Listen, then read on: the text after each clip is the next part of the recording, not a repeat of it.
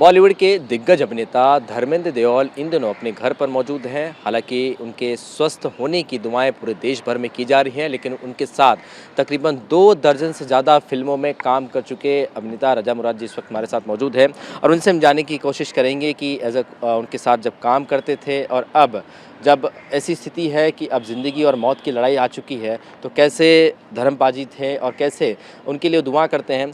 रजा sir, ये बताइए कि आपने बहुत सारी फ़िल्में में काम की है और अब एक हीरो जो होता है उसे भी एक दिन ये ज़रूर देखना पड़ता है कि जब उसे ऐसी बीमारी लग जाती है या उसे ज़िंदगी और मौत के बीच वो खड़ा होता है फासले में। ऐसी स्थिति इस वक्त धर्म जी के साथ खड़ी है। कैसे इंसान थे, देश भर से लाखों दुआएं मांगी जा रही हैं कि जल्दी स्वस्थ हो जाएं। और सबसे पहले तो बताइए कि धर्म जी का स्वभाव और नेचर कैसा था, कैसे वो यहाँ पर आए थे, इस माया नगरी मुंबई में अपना नाम बनाया, आज किसी पूरे विश्व में किसी पहचान की मोहताज नहीं है। कैसे जानते हैं, कैसे दरिया दिल इंसान थे, कैसे दिल के थे? उनकी जो जिंदगी की सच्ची कहानी है वो किसी नॉवल से या किसी अफसाने से कम नहीं है। 1958 में एक किसान परिवार का जाट लड़का सपनों की नगरी मुंबई में आता है। दिलीप कुमार का बहुत बड़ा फैन है। स्कूल से भाग भाग के दिलीप साहब की फिल्में देखता है और दिलीप साहब की फिल्में देखकर उसे काम करने का शौक होता है।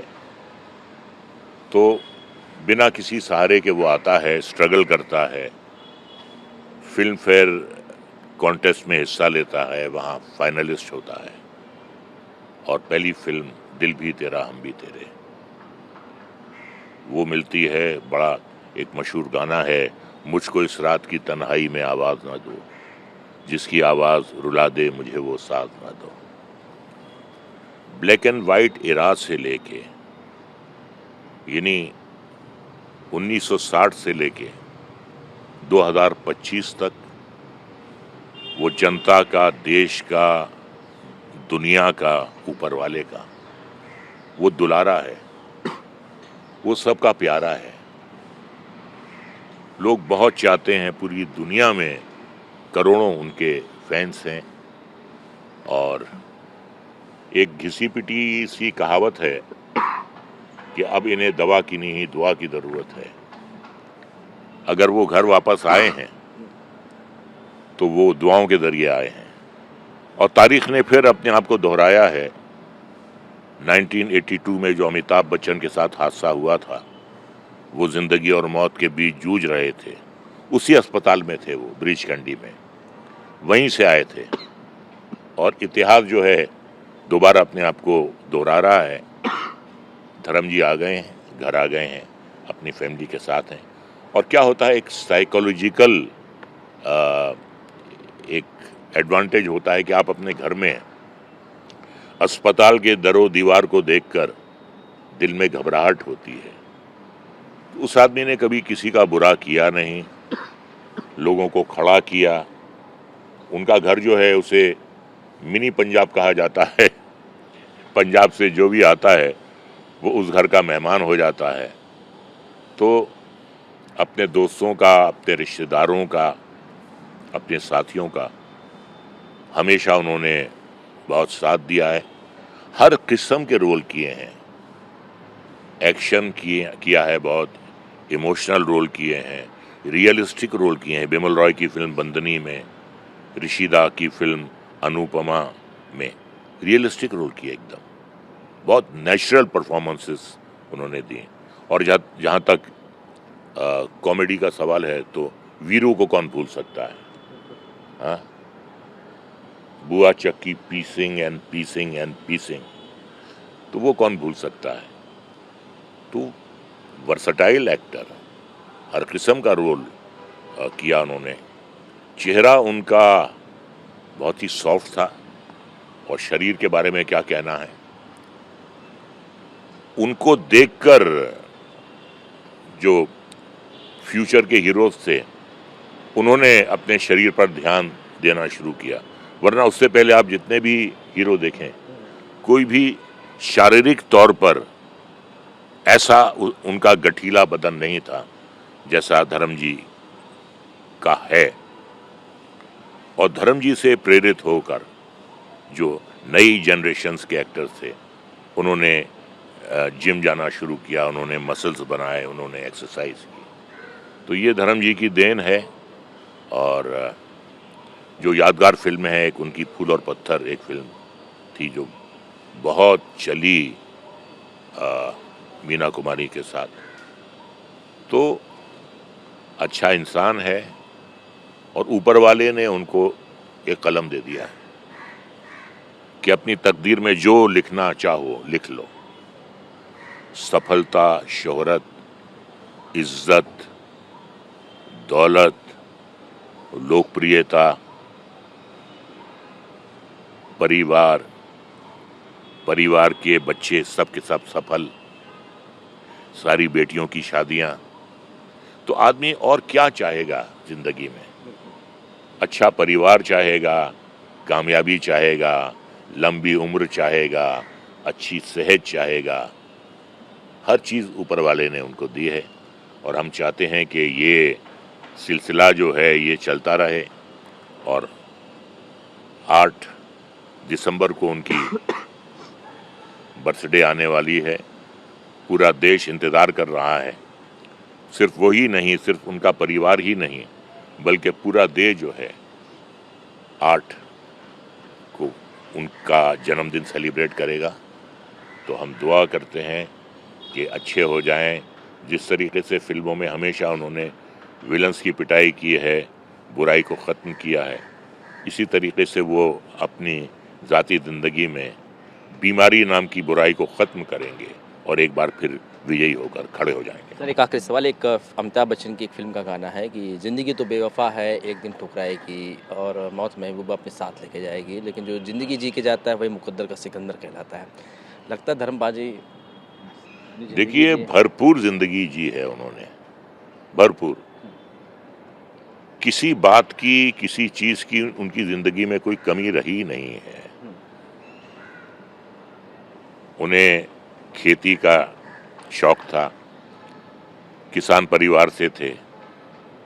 तो पंजाब तो बहुत दूर है, तो इसलिए उन्होंने लोनावला में अपना एक फार्म बनाया, वहाँ खेती करते थे, वहाँ पौधों को खुद पानी देते थे और बहुत खुश होते थे जब अच्छे फल निकलते थे वहाँ से और खेती होती थी। तो बुनियादी तौर पे वो एक धर्मू किसान थे, किसान परिवार का एक वो सीधा साधा जाट था जो आज तक वही है। कामयाबी ने कोई असर उन पर नहीं डाला है, शोहरत ने कोई असर उन पर नहीं डाला है। वही के वही हैं जो सानेवाल से आए थे, 1958 में आए थे। दिल हमेशा उनका पंजाब में पड़ा रहता था। ये बिल्कुल, बिल्कुल। पंजाब के सानेवाल से आने वाले धर्मेंद्र जी आज लाखों दुआओं में जो है आज उनकी मांगे जा रही हैं कि जल्द से जल्द ठीक हो जाएँ, स्वस्थ हो जाएँ और यही प्रार्थना की जा रही है कि धर्मपाल जी 8 तारीख को, जिस तरह से रजा मुराद जी बता रहे थे कि 8 दिसंबर को वो अपना एक बार फिर से जन्मदिन मनाएँगे और स्वस्थ हो जाएँगे और यही दुआ पूरे हिंदुस्तान से की जा रही है। उनके साथ काम करने वाले तमाम जो लोग हैं यही चाह रहे हैं कि धर्मपाल जी जल्द से जल्द ठीक हो जाएँ।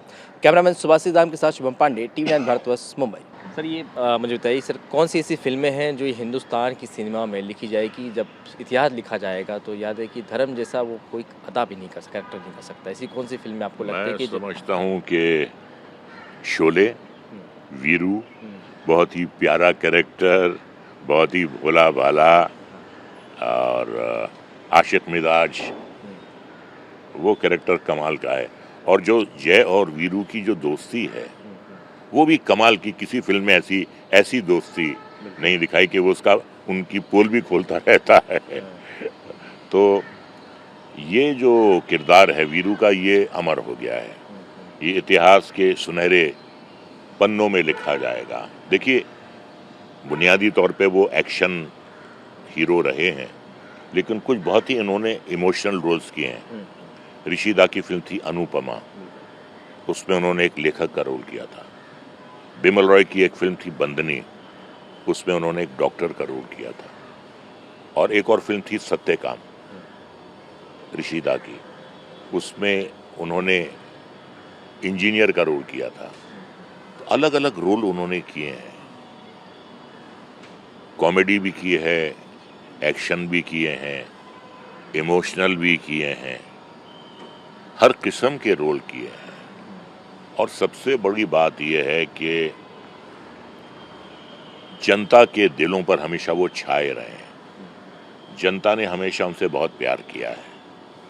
अब अवार्ड मिलें या ना मिलें, उनकी शख्सियत ऐसी है कि उन्हें किसी अवार्ड की ज़रूरत नहीं है, क्योंकि जनता का प्यार हमेशा उनके साथ रहा है। तो यही उनकी खुसूसियत है।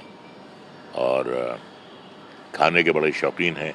भूख भी बहुत जल्दी लगती है, और भूख लगती है तो फ़ौरन उन्हें कुछ ना कुछ खाने के लिए चाहिए। तो और हार्ड वर्किंग भी हैं, वरना कौन इस उम्र में 2 घंटे कौन जिम करेगा। उन्हें अपनी फिजिक का बहुत ख्याल रहता है, अपनी सेहत का बहुत ख्याल रहता है। और कई कई महीनों के लिए वो ऑफ ड्रिंक हो जाते हैं, हाथ तक नहीं लगाते।